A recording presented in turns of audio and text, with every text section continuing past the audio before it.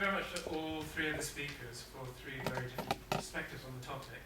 I'm sure we have lots of questions in relation to them, and perhaps the speakers will get a chance to respond to each other through their answers to the questions. We have half an hour, so if I could ask Chris to come back up. Do you want to see him? Yes.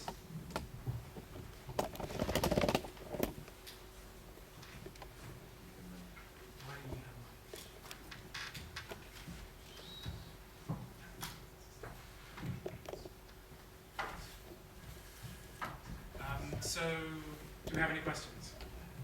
Yes, straight away. Hi, Michelle with the Energy Institute. I was thrilled, David, that you were mentioning the sort of research that we're doing at the Energy Institute, being one of the people who's looking at researching and teaching on the how we might be looking at changing behaviours of others, and so we're trying to integrate sort of what we know into both our research and our teaching. And it's interesting. I'm thrilled also to hear of the new committee, the subcommittee of the RGC, looking at sort of one aspect of our actions, which is in this case where we might accept funding from.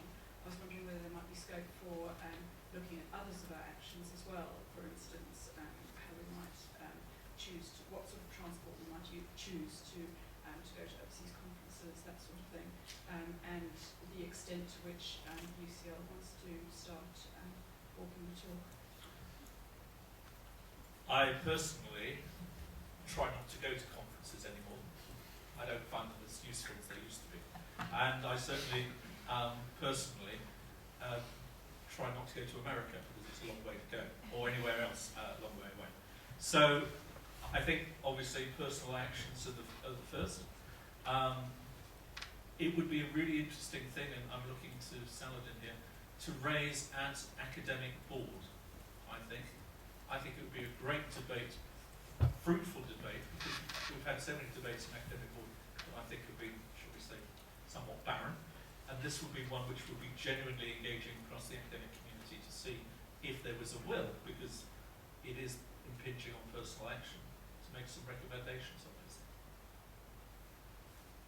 So I think there was a specific question around UCL research management, but I don't know if either Jonathan or Chris would also like to make a response. We're obviously all very vulnerable to charges of hypocrisy. Forum for the Future is an international organisation. We have offices in Singapore, New York, Mumbai. We fly a lot. And you have to have a rationale for how you can justify that. And the rationale in our case is that that's where our partners are as a charity, and we have to do a lot of face-to-face work with them. We do a lot of teleconferencing, obviously, but we do a lot of face-to-face work as well.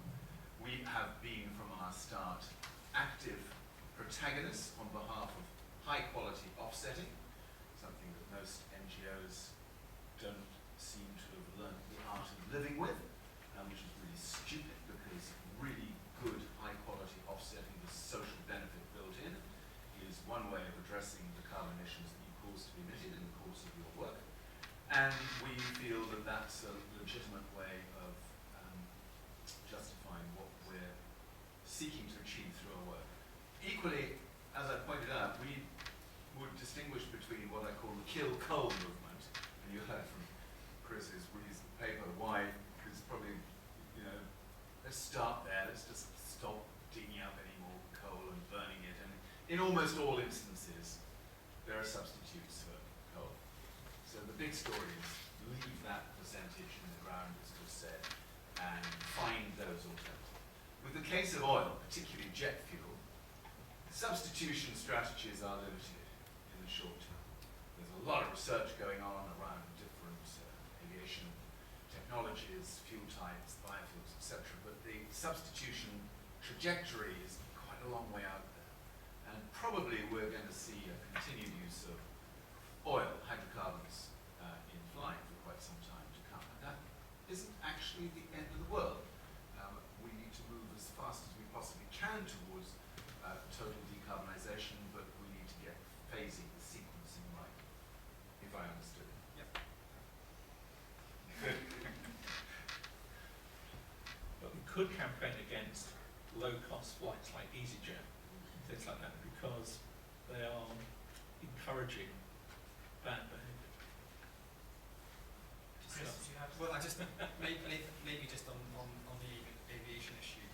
I think that research and other research we've been carrying out, the UK has shown the importance of ensuring that any long-term infrastructure planning takes into account the low carbon issues.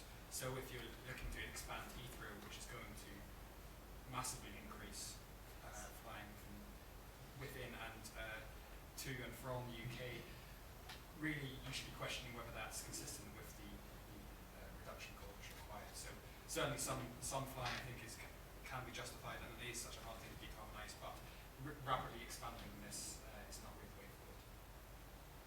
Okay, I see two questions we have. Can we have both questions at once and open them up to the panel? So, sure. Sorry.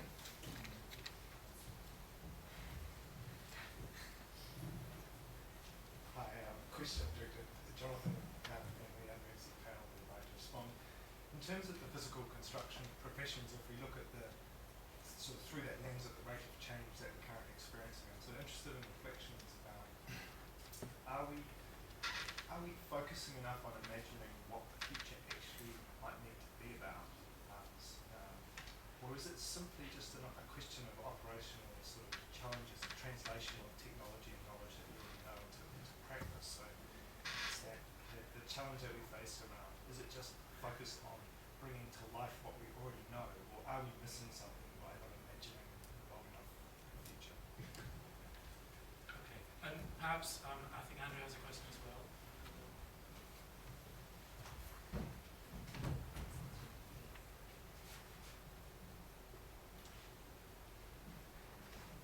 Thanks. We heard earlier about the strength of reflection, obviously the history of ethical reflections in relation to medicine and the pharmaceutical industry, which is obviously tremendously important. But if one is, and to be honest, I'm less familiar with the situation in architecture, but if one is to look at the history, recent history of engineering and natural science education more broadly, issues of this sociology, politics and ethics of research have been quite marginal in curriculum. And one thing that could be done, I think, more systematically across UCL curricula is to build a concern with ethics, including a concern with climate change, into the engineering and natural science disciplines, rather than to see it as something which is quite marginal to at the moment. And that might, I think, help some of the conversations which are happening internally within UCL. Okay, so perhaps the first question about reimagining the future. Do I have something like that first? Yes. I spent quite a lot of time reimagining the future and wrote a book about it 3 years ago called The World We Made, which was written from the perspective of 2050, demonstrating how we actually get to be living in a really good, just, compassionate, sustainable world by 2050, because we do a lot of things right. At the moment we do some things right, we do quite a lot of things wrong. And the story is be able to get that the other way around. A lot of those things that we need to get right are technological. We have to get that right first. It's really hard to give people a positive sense of how good a world we could be living in if you can't draw down on the amazing technology opportunities available to us, particularly in the world of energy. It's quite difficult when you've got a moral dilemma which you can't meet because technically there's no way out of the moral dilemma. And it's a really hard place to be in. And what's fascinating for me now, we have a moral dilemma, which is our continued dependence on fossil fuels, but we have a technological way out of it. I'm not sure we did 30, 40 years ago. It was hard to say what that would look like. Now if you look at the emerging paradigm around renewables, storage, smart grids and energy efficiency, I should put that the other way around, of course. Energy efficiency first, then renewables, storage and grids. It's perfectly clear that that paradigm will enable us to transition away from our dependence on fossil fuels. Perfectly clear. So without that, it's hard to do a full response to the moral dimension.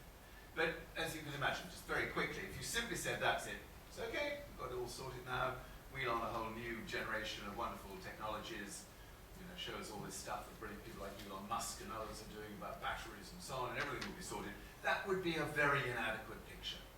we have to think about what kind of world people want to live in. We have to think about issues around redistribution and social justice. We have to think about how people are going to get access to a nation's wealth. If work is no longer the means by which the wealth of that nation is distributed, we have to think about education, health. We have to do all of that as well. And that's why a lot of people are still very nervous about the phenomenon of technofixing, which is when you say everything's going to be okay because we've got the technologies to get us out of the trap that previous technologies got us into. So relax and stop worrying yourself about these moral and ethical things because technology will free us of all of that. But no, it won't. All of that burden still has to be worked through conscientiously and purposefully. Chris? I mean, I think maybe I'll just pick up on the second question slightly, because it's something we were discussing over lunch. Is the idea of the role of ethics in other sectors and other disciplines. I studied physics undergraduate, and ethics wasn't mentioned. There was a little bit of philosophy, which is probably why I left, but ethics didn't come into it. So I think I agree entirely that I think it needs to be a bit more predominant throughout all of them, especially undergraduate teaching. So just following this up, first of all, the broader sense of research integrity is something which we are now rolling out with one person in UCL with 10,000 researchers. But it's something which we're introducing into doctoral training and early career researcher training as something which has been absent in that space. When I was head of department and dean of maths, I desperately wanted to introduce at least a half-course unit in UCL Speak of either the history or the philosophy or the ethics of the subject. Got huge pushback from every degree course director that says there's no space for these sort of off-piste type subjects.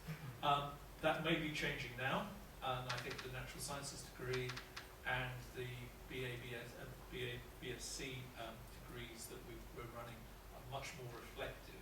But I agree with you entirely. I think it's something that we ought to bring much forward into the undergraduate curriculum.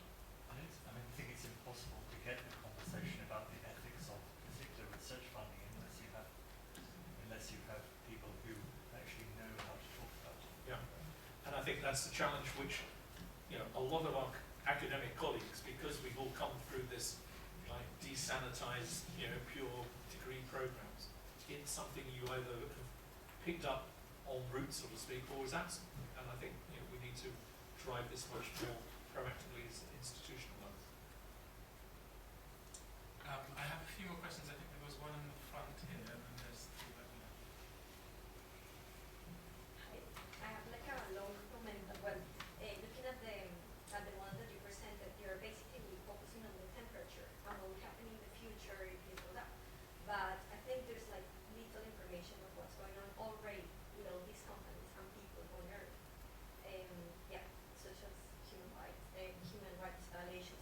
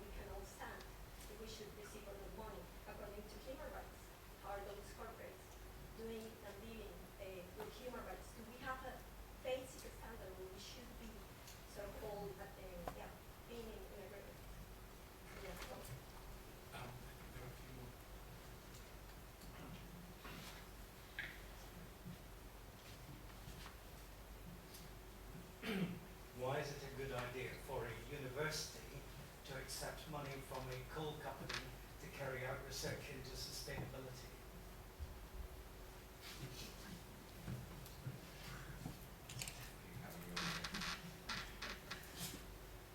Hi, this might be a bit of a candid question, but I totally agree with the need of more ethics, philosophy, social studies, and architecture, engineering, any of those domains that actually affect people in general.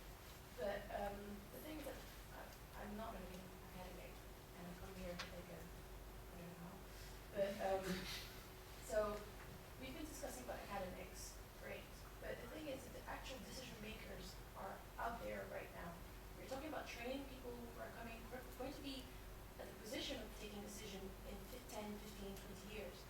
The people who are right now, those who are actually affecting the 2 degree conversation we had before, well, how do we affect them? How do we, I mean, I'm going to graduate as a part 3 and I want to be involved in this, but when I go to every day at work, there's no change. I mean, you can like visit the client, but the client still has different incentives, and as much as there is the BREEAM box ticking, it still doesn't help with it. Well, not fast enough. Okay, so perhaps Chris, you'd like to answer the first question about how we bring the politics to the scientific. Yeah, I mean, that's clearly completely missed. You're right that we don't cover things like biodiversity or any of the human rights issues, but that's entirely because it's such a difficult thing to do, and it requires such a value judgment on these things that it introduces a lot of subjectiveness into the model, which we're trying not to put in there. We're trying to make this as scientific and as objective as possible, and as reproducible as possible. But that's not to say that those things are not important at all. But that's one of the ways in which you can interpret the results is by saying, right, well, this is, if we ignore all of these other issues, this is what you might want to do, and then study how things might change slightly around those other issues. And that obviously is not an ideal way of addressing the problem, because it's attaching primary responsibility to just mitigating emissions and ignoring things like human rights. But it's because it's so difficult to do that we don't do it that way. I mean, the one other issue which we do quite often under the models is things to do with air pollution. And if you try to minimise air pollution, you will also reduce coal by a huge amount. But that's an easier thing to introduce into these models than it is some of these other things like human rights. Even we were at, Paul and I were at a roundtable where we were discussing how developing countries how government should be talking to developing countries, where on one hand it's saying we need to mitigate climate change to a large degree, while we're also encouraging development of these countries. And they were clearly interested in running, well, can you introduce a scenario whereby you ensure that development happens first and climate change is a secondary issue. And it's really a very difficult thing to do, and it requires a huge amount of effort, which we're not capable of doing currently. So it's not particularly acceptable answer, I know, but it's something which we do consider, but it's just such difficult things actually to do in practice. But it wouldn't apply in all research projects anyway. I'm absolutely sure David will say that when you're contemplating a potential large grant, for instance, from a corporate sponsor, Chris is going to come back to that one in a minute, you will have a due diligence process that will include things like human rights and different aspects of the impact of that company on communities, on workers' livelihoods, on women's rights and so on, as a more integrated approach. But it's quite difficult to keep that integrated approach running through every single research project. That's really hard to do that.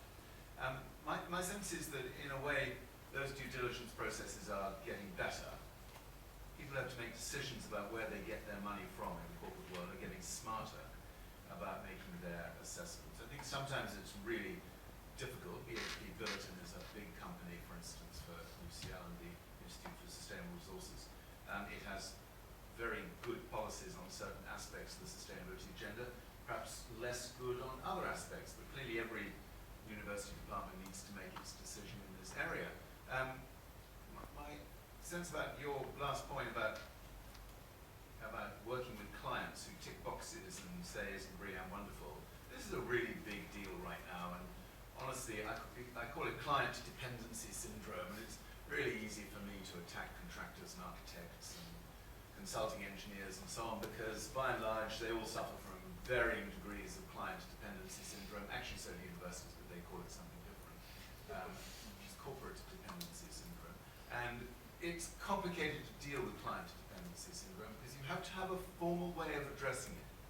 And none of the big consultants at the moment want to get out of the position they're in at the moment, which is one great big foot in the world of hydrocarbon-rich, CO2 intensive, earth trashing, massive profitability, and another foot over here which is doing really smart buildings, BREEAM, whatever it might be, LEED Platinum, etc., and polishing up their sustainability credentials in these amazing buildings while they continue to get X% of their profitability from precisely the kind of companies that are actually accelerating this scenario that Chris mapped out for us. Now, the first global consultancy that goes big and says we're not going to work with clients who have failed to address their climate responsibilities, and then give some proof points as to what addressing those responsibilities would look like. That's going to be a real breakthrough.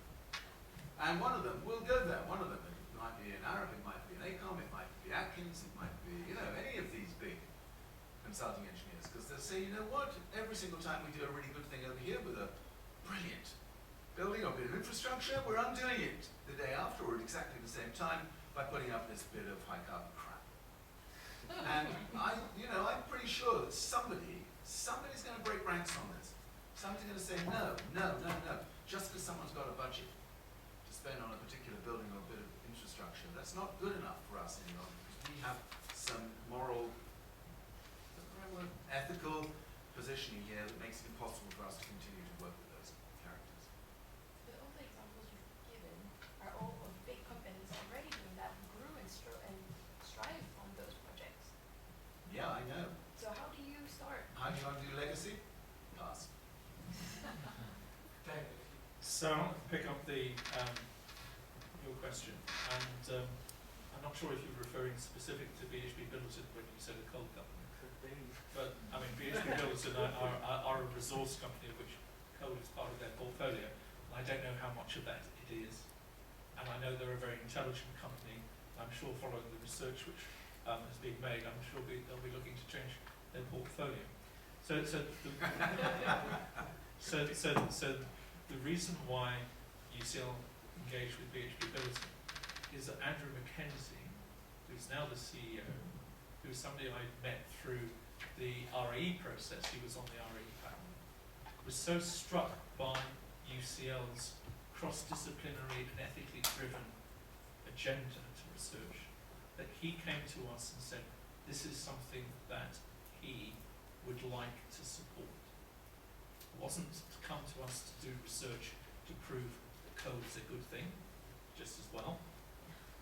And Billiton came to us, they came to us because they liked what we were doing. And that's enabled us to create the Institute for Sustainable Resources, which we couldn't have done otherwise. Their money has funded about 20 PhD students, I think, and I don't know what other outcomes, and then leveraged an awful lot of other monies into the research community at UCL. So I actually think that that's been a very positive experience for UCL. I think the research outcomes that have come from that money have been extraordinarily valuable and which add significantly to the debate. They certainly have not, shall we say, tarnished the thinking of the researchers at UCL. None of the research that's being done is pro-Billiton in any way. What about the reputation? Well, tell me about the reputation. I've not seen a significant challenge about UCL's reputation in the context of this activity. The Institute may have a brilliant story to tell at the end of this engagement with BHP Billiton, because for reasons that are not wholly to do with the Institute's own research work, which is obviously of incredibly high order, the percentage in the BHP Billiton, which the percentage of turnover and profit derived from coal at the end of their time with you is going to be significantly less than it was at the start of their time. These are largely commercial decisions. This is a company that is trying to de-risk its portfolio anyway against what looks like increasingly tricky prospects for coal in the global economy, especially if China starts to use a lot less coal, which is something we all fervently hope will happen. And that would be brilliant if Paul Eakins and Chris wanted to go out there and say, look what happens when you come and work with the Institute of Sustainable Resources. we de-risk your portfolio for you as a direct consequence. That was a big supply for UCL research. Maybe a couple of comments on that. First of all, the research we carried out wasn't funded by BHP Billiton, it was Research Council funded by the UK Energy Research Centre, so it was independent of anything which any part of the BHP Billiton money, and anyway that came attached with no strings, so it was we were free to use the money as well. The board was free to use money however you wanted. And I mean, one other point on this, which I think also comes back to what we were discussing before on the engagement side with companies. It's certainly from this piece of work, we found it much easier to engage with a company if effectively they feel like they've paid for that piece of research, even though they haven't. But they felt, although ISR is set up by a BHP Billiton grant, and this is an ISR piece of work, therefore we can engage with it. We were able to go, I think, at a much higher level in terms of showing this to BHP than we would have done otherwise. And I think this also, on the flip side of this, is on the whole divestment side. And I think it's very important to distinguish between taking the money of a fossil fuel company and investing in that fossil fuel company. But part of the reason you often hear about why we don't want to divest, because we want to engage with that fossil fuel company. Well, I mean, UCL, in fact, any of the universities are not going to have a big enough holding into the fossil fuel companies to have any proper engagement with those companies. They might get a single meeting very, very, very occasionally. And then I don't think a shareholder which has a million to 1% of that company is going to have any real sway over that company. But it's very different if they have paid the money into the university. So I think it's important whenever you're thinking and discussing the engagement side of dealing with fossil fuel companies to distinguish between being a shareholder in those companies and taking them. Okay, I think we've had responses to all three of those questions. We've probably just got time for one or two last questions, and I see one here at the front. And I just wanted to add one thing to the debate. Very, very interesting discussion that's emerging, but it's probably around the issue of human rights. And I would say that I do think it's less of a question than really a comment, that I think universities do have an obligation to future generations, particularly as teachers, since we are teaching those future generations around human rights issues. And I think if we do have relationships with companies where there are questions around their human rights track record, we should be looking to seriously engage on those issues. Okay, so just one last question. You didn't want to respond to that, Jane? I'm happy to hear a response. Hi, as I'm a journalist, I'll say who I am, Will Hurst from Architects Journal. This is a question for Jonathan Porritt. You said, if I understood you correctly, that architects weren't any worse than any other built environment profession in terms of engaging with the threat of climate change. But they are the profession within that sector that many would say have, the most sense of social conscience. So does it surprise you, given that, that they haven't engaged with climate change more?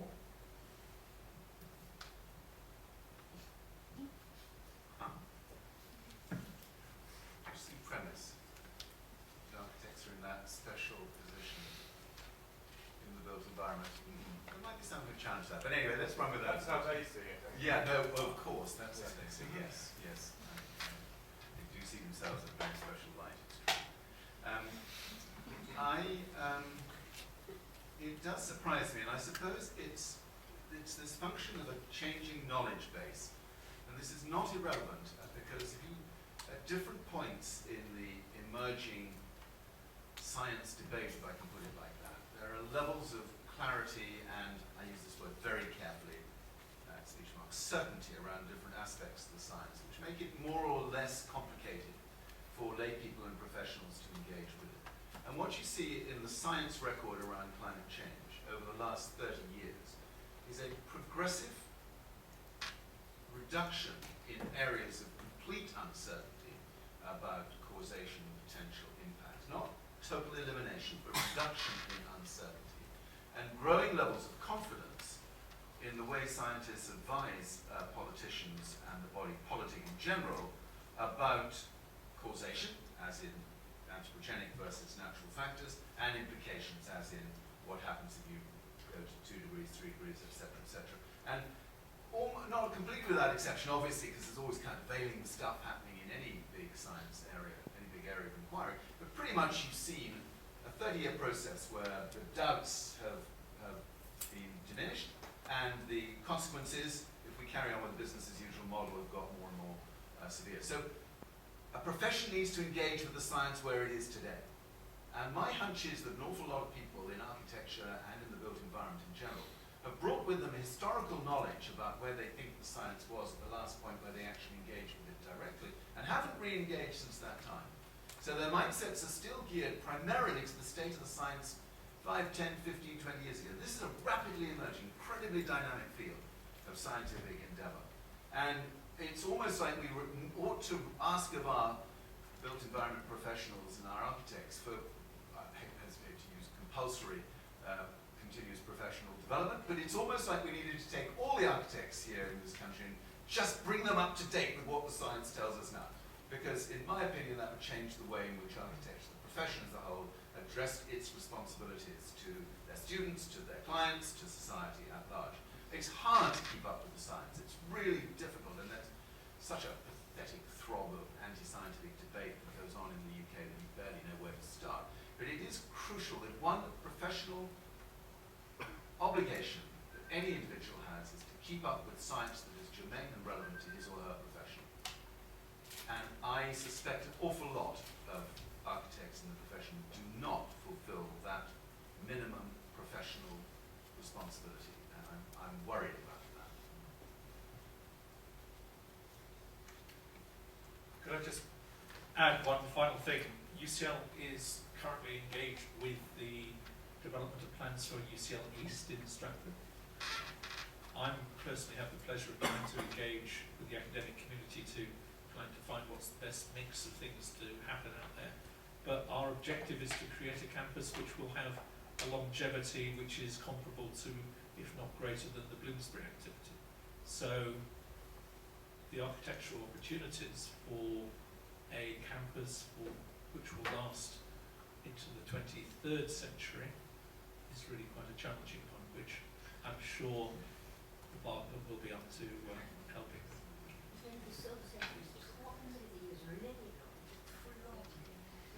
Sorry?